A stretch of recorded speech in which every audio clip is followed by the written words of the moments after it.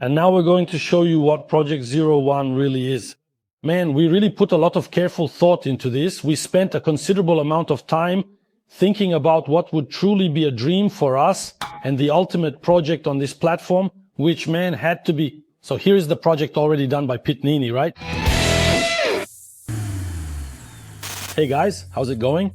We're here. Project 01 is on the table. It's already taking shape. And today we're going to show you what Project 01 is, some details about it since it's already under construction, and we pretty much have the car's visual design finished. It's right here, and I'll show it to you in a second. But first, let me show you something on the F1000. Remember the F1000 with the 3-inch lift? Let's go over there. So here, guys, it's not just the F1000, okay? The F250 is here too. And this car is also leaving in the next few days, all right? So it probably won't get registered as number 26 in the shop and will go straight to the new owner's house, okay? C14, this car is going to the same guy who is getting the F1000, but the F1000 is going first. Let me show you here. So here's the Milona. It was on hold for a few days because what we were waiting for finally arrived, man, which is a really awesome sound system for it, okay? We're going to use a Pioneer multimedia system here, all right? This one here is really cool. It's the same one we have in the F250, okay? It already has CarPlay, Android Auto, all right? It already has a backup camera, a multimedia system that's already pretty complete with really great quality, right? And all our cars are going to follow this same sound system standard, okay? These simpler cars like the F1000, C14, 250 will come out with a big sound kit. So here's the central multimedia unit that's going to handle the whole setup. Here we have a box with the subwoofer, all right? This is the first time we're testing this brand, but at first glance, from what we've seen, it has pretty good quality. And over there is the two-way kit that we're going to use for the interior. It's not an overly flashy sound system, but I think it's a really nice setup. It's a setup for people who really enjoy listening to music while they're out for a drive. So, the F1000 is heading over today to get this installation done. When it comes back, the F1000 will go to C14. So the F1000 already has its full listing up. We've lowered its price because we're not going to do the interior. We're just going to clean these seats here and leave the interior as is for now, okay? If the customer who buys the car wants us to work on the interior, we can help and do the interior as well, all right? But for now, the car is up for sale. Just like it is here, it's 215 grand and you take the F1000 home already with the multimedia kit and the interior sound system, all right? At 250, it's released and the C14 will get the same sound kit as the F1000. So let's go. Today you're going to get to know what Project 01 from Alpha Custom is all about. And while we're at it, let's give you an update here. It's gonna get an air conditioner with 30,000 BTUs. It took us a long time to find this, but we finally found this 30,000 BTU evaporator unit. It's the same one they use in minibuses, so that's what we're going to install. So here it is, man, Project 01, all right? This car here, man, is supposed to be, let's say, the pinnacle of what the shop has built so far, all right? The idea here is for us to build a car that has never been made on this platform before, okay? There are a lot of unique things in this car, a lot of things we went after and searched for. Some parts are still on their way, they haven't arrived at the shop yet, right? Like the wheels, for example, they're still in the import process, you know? And now we're going to show you what has happened so far, all right? We've been working on this project here for about a year now, before it got to where it is now, okay? So we have a 3D chassis design, all right? A specific tubular chassis for this car, right? Although we can replicate it to use in other projects, you know? But everything that's here on the table that you're seeing makes sense and there's a reason for it to be like this, all right? So I'm gonna show you here, actually not right now, but later we'll show you what car this is, okay? But here we do the entire 3D project before the chassis with all the parts drawn, tested, everything, and today it becomes what you see here, all right? So let's go over it. Godzilla 7.3, brand new, okay? We're using 2 ball bearing turbos here, all right? 72, look. So it's a twin turbo Godzilla, okay? With the twin turbos, I don't know what you guys usually call it, but 1 turbo on the left and 1 on the right, so we can have the tube layout. It wouldn't make sense for us to design the project with both turbos on the same side. Really, it's the details here that will make the difference in the end. So here we have the pair of turbos, also brand new, part of the manifold, okay? we couldn't get the specific manifold for this engine to make it twin turbo, so we developed this manifold here based on some projects we saw. Man, the turbo already muffles the sound a lot, it really does. So there was no reason for us to make something huge here to try to improve the exhaust note, since the turbo is going to cut that anyway. So we prioritized the exhaust flow to focus on turbo pressure in this case. So this manifold here will send all the exhaust flow directly to both turbos. Now we get into the chassis part. So we have a tubular chassis, 6x12 with 2.5 by 3 wall thickness. Wall thickness? 3 millimeters, so it's a tube that's very strong. Here we're already fitting the radiator and so on, improving some details that are needed in the tubing section. Front suspension, we developed a double A-arm front suspension specifically for the shop's projects, so Project 01 will already be getting this. Here we already have the cross member that will support the rear part of the cab. The laser cut parts for the front structure are also coming in, as well as the structural part of the rear suspension. So here, Cruzado, we studied a lot, we've been through this several times, literally several times, and we've arrived at this point. Let's say that, up to now, this is the most well-built thing we've achieved on this car platform, okay? So here we have a Ford Link developed entirely from scratch by us right here in-house, okay? In the system as well, the ATS link, which we also use in the Vladimir, we use it in the Godzilla supercharger. In short, we already have this suspension system in 3 or 4 projects. The only thing that changed from the suspension we had before is the ATS link part. The front bars would be the same, okay? So what's different about our suspension? I'm going to remove this part from the 01, okay? Here we have just one tire, just so we can get a visual idea. It probably won't be this one. It'll be a little wider than this. And this one here, look, it's a 335-30-20, okay? That's what we use in all the shop's projects that reach this level, this style of build. We're trying to find a 355-30-20 to put on the rear of this project here. It's still in development, we're trying to find this tire. It's not easy to find tires in these sizes, but this is the smallest one we have, let's say, to use here. So it's here just to give us a visual idea for this project. Dilcinho is going to explain to you how the suspension works. This 4-link here is kind of a recipe we have, since we know it works really well. But the first time we did the 4-link with the S-link was on the Vladimir, and it worked really well. Then we improved it on the Godzilla supercharger, and on this one we've made it a little bit better again. It's always the tiny little details that change a lot and make it much better. What is the 4-link? It's the 4 arms that make up the suspension. And the 1-link is the one that works like a panhard system, but without pushing the axle to the side, which is the main difference of a 1-link, so to speak. So here we're going to simulate a very basic operation of our 4-link. Keep in mind that normally the suspension will travel 4 inches up and 4 inches down. So here we're really going to push it to work harder, and now you'll be able to see the difference of the Watt-link and how our 4-link works. Remember, the main goal of the suspension is to keep the pinion aligned to avoid breaking the differential and the nose of the transmission at the end. So let's simulate it here with more force, just so you can get an idea of how it works.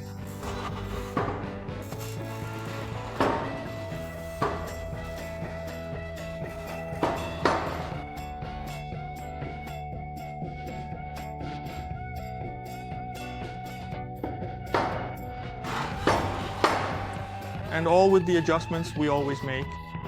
You just come here, turn the bars and adjust it really easily. There are adjustments for every direction and movement of the suspension. For example, here, in this case, the pinion always has to be pointing at the transmission. So here it's pointing at the transmission, but let's say it wasn't for some reason, something like that, then we'd have to adjust it.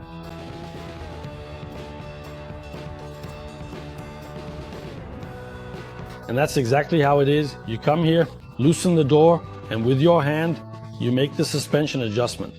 So you'll loosen the bolts here with a wrench, and then with your hand you'll make the suspension adjustment. It doesn't seem like it moves much, but man, look. Shall we open it up all the way?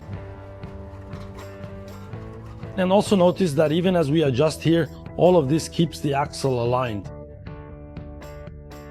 We've opened it up all the way here. Shall we close it? Let's close it, look. Alright, you've successfully adjusted the vehicle's suspension system, and now let's make it function correctly once again.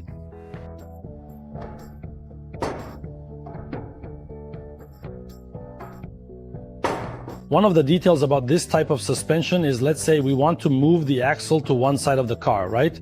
We literally loosen it with the wrench, come here to the Watts link, and it's the same process. We're going to loosen it here. Look. Look how much it's already moved here, see?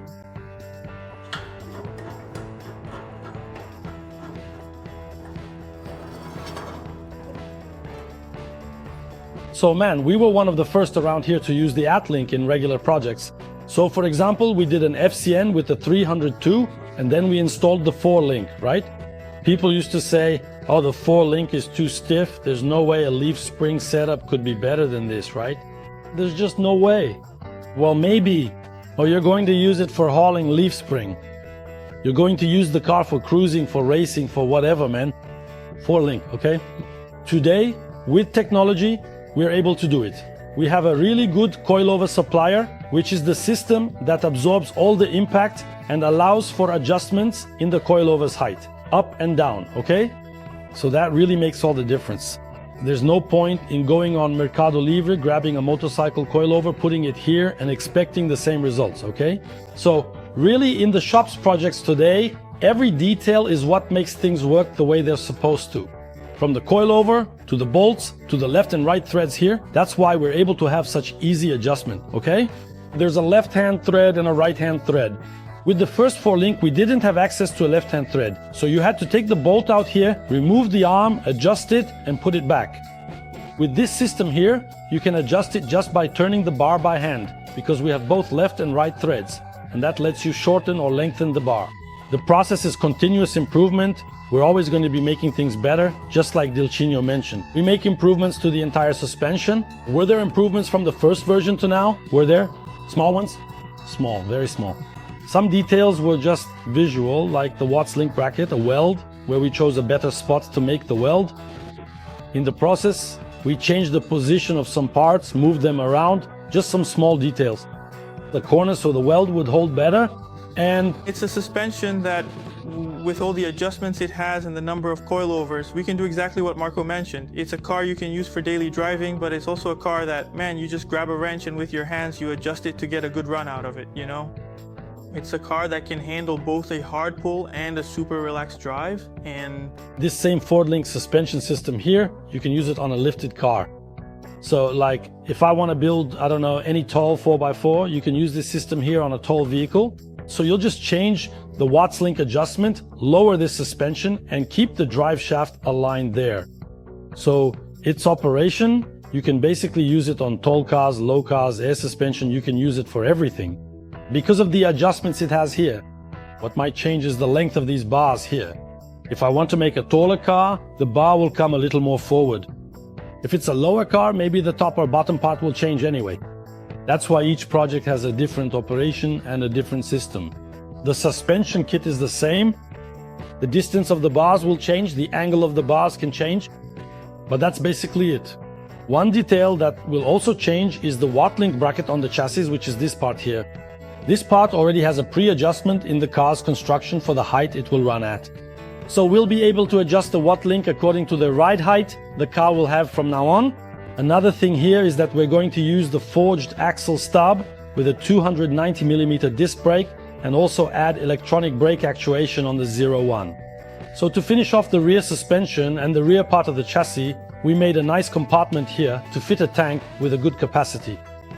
And we're also developing a stainless steel tank with an internal fuel sender, all built in to avoid any issues and make maintenance easier. For the fuel system, we're also going to use all Aeroquip lines, which makes maintenance easier and also offers really good quality. That's about it for the rear section. the tank is going to be pretty big here, right? Yeah. Because we're probably going to make the bed at this height, right? The whole thing. The bed? The bed? There won't be a step here, right? So the tank will also come up a bit here and drop down a bit here. So, man, I think it'll be about 80 there.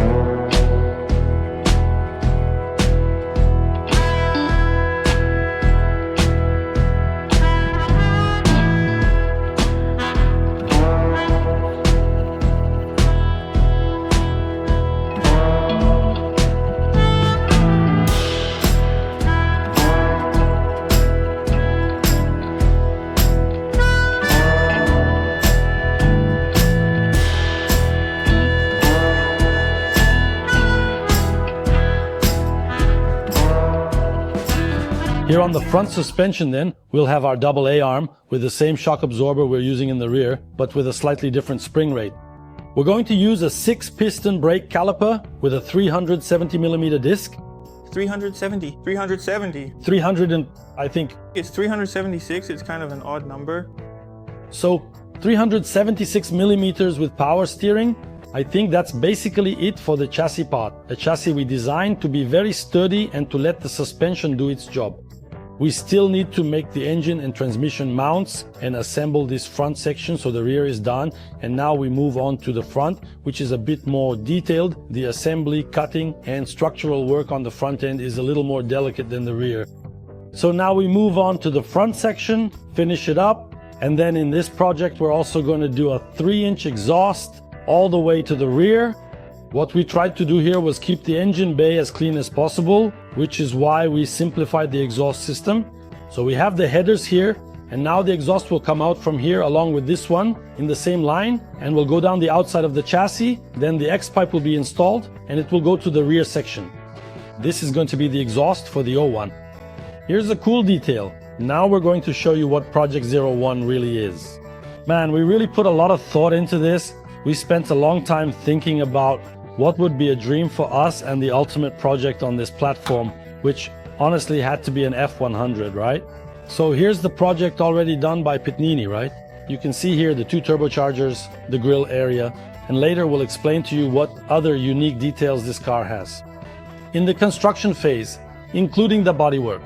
So man, Project 01 had to be an F100, and it's gonna be an F100 that's totally different from anything we've ever built or anything that actually exists on the market, especially here in Brazil. It's not going to be black and white, and it's not because we're out of paint, right? That's actually just so we don't reveal the color yet or give away more details. Yeah. Man, with Project 01, let's say, it's not that we went overboard, but we really went outside the box. A lot of boldness in the details of this car, right? There are even details on the wheels already, which are wheels we developed specifically for it. I haven't seen any wheels built in this style, with this technology, let's put it that way, since I'm not allowed to say more. With this technology here, on a custom car in Brazil, and I had never seen wheels like this in person except for the ones I saw at Brixton, with that construction style. And here, on the first, we're going to have this style of wheel. It's a project that's completely out of the ordinary, compared to anything we've done before, or anything we've seen in Brazil in terms of custom projects, especially on the F100 bump side platform here, which honestly is an icon among classic cars in Brazil, in the United States, and really for anyone who loves pickups around the world. The bump, this boxy model here, is one of the most common models to see, customized, original, lifted, you name it.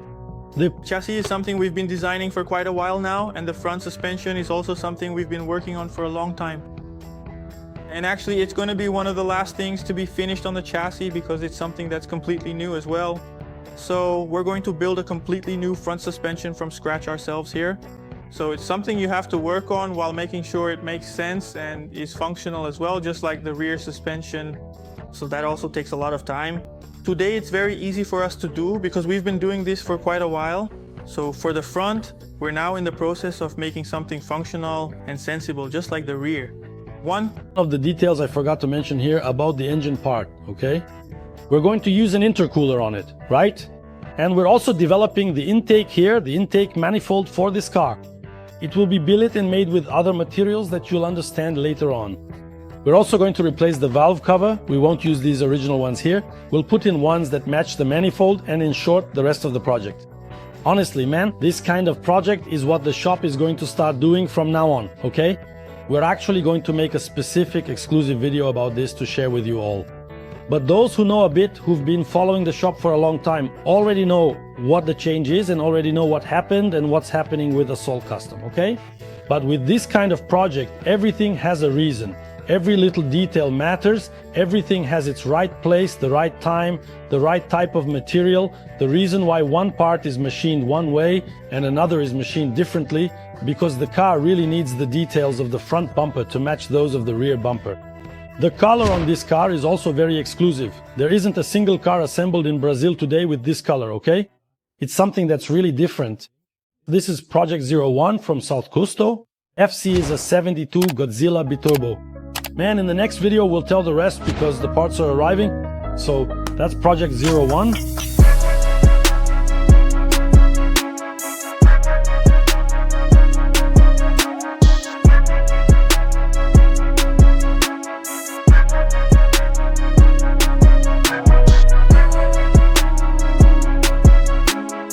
And that's really all there is to it, and that's it.